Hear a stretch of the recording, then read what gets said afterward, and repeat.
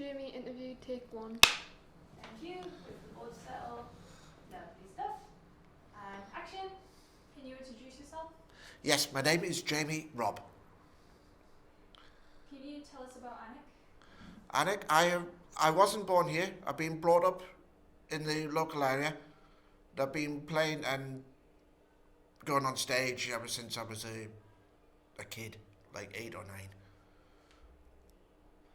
Can you explain some of the history? Oh, what, myself or the town? The town. Of the town. Right, as far as I know, there was, when I was very young, there was a fair that took place in June, as far as I can remember.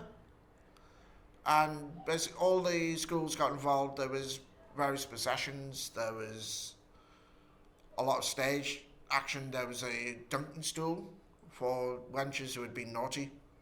They were judged by the militia who had to, so if you were found guilty, they would have a trial up there on stage, and if you were found guilty, into the dunking stool you went. Whether it was raining, whether it was sunny, whether it was cold, whether it was warm, you went in, whether you liked it or not. And there was lots of things at that fair. There was also a gunsmith, complete with a glowing forge. There was everything you could think of, I would have thought. They were all jammed into the market square. What is or was the Alnwick Fair? What was the Alnwick Fair? Basically, I think it was a celebration of all things local.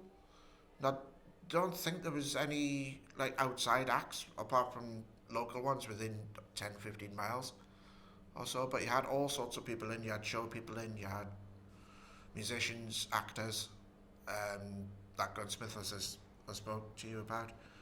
And people would come from all over all over the world to come to this fair. Sorry, Sarah, I forgot to say I have to leave at 1:30. So sorry. Okie dokie, not a problem. Sorry, jump out. Thank you. It's alright. Take over for you. Right, so what is the Alnwick Fair? So could you tell us some of the attractions or the competitions and things that took place during the fair? That's a good question. As far as competitions, there were, I think, music competitions. There was, the kids would have competitions, so the best dressed kid, and there'd be also dancing on the stage. And it wasn't, with some of them, it wasn't so much a competition. It was, and there would be a fair queen as well every year, and she would have like ladies in waiting, and so they would go around. And also before the fair started, there would be a procession around the town, and it would start, as far as I can remember, in St Michael's Lane, and through the arch, turn left, go up onto past the bus station, turn right, and do a very big loop of the town. And also the militia would lead this, and they, as far as I'm led to believe, would stop and have a pint in every pub, of which there was a lot in those days. So they would basically start off at 12 o'clock sober, and by 2 they'd be pretty well sloshed. But they also had work as well, so the work side never stopped. So if you were a shop owner or you work somewhere else, you'd have to ensure you were there, because these trials would be fairly regular. What positives did the fair bring to Alnwick?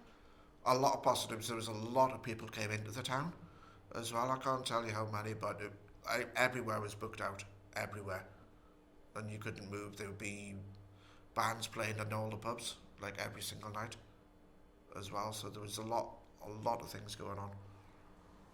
Too many for me to remember. What's your best memories of the Alnwick Fair? Anything funny or anything? It was mostly fun. That I am like a bloke, so for me, seeing the wenches being dipped was one of the highlights, I think. But I like the sheer variety of what was of the people who were there. Who did you go with to the fair? I went with my family, and I think because it was all very family orientated, or you'd meet up with them later on. So you'd go there from school, pretty much, because the fair would be going all day, so all the school kids would just go pretty much en masse.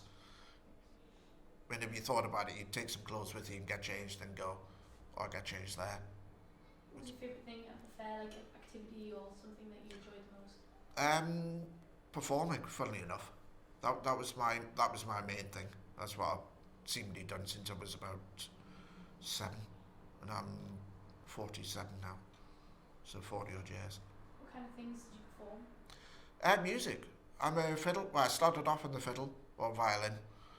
I've still played. I'm played in various ensembles or whatnot over the years. I play acoustic guitar and bass as well. Cool. Why do you think it's no longer an event? That's also a good question. I think these things eventually run their course, because if you kind of putting the ultimate thing on year after year, it gets very difficult to surpass that, to get better than that. Plus I think every year it got more expensive as well, because the council wanted more money to close various roads for various events, and it's just all the safeguarding of people, I guess. But it wasn't quite as then as it is now, if you know what I mean. Do you miss it? Yes, I do. Would you like to see it come back? I would, but I don't think that's going to happen. It's a shame. Why? Why? But I'm thinking now there's more and more, I think, musicians, more actors around now, so it could happen, but a lot of the characters have gone, so that's a real shame. You could, but I think it would probably take a lot of money to do that now. If it came back, what would have to change about it?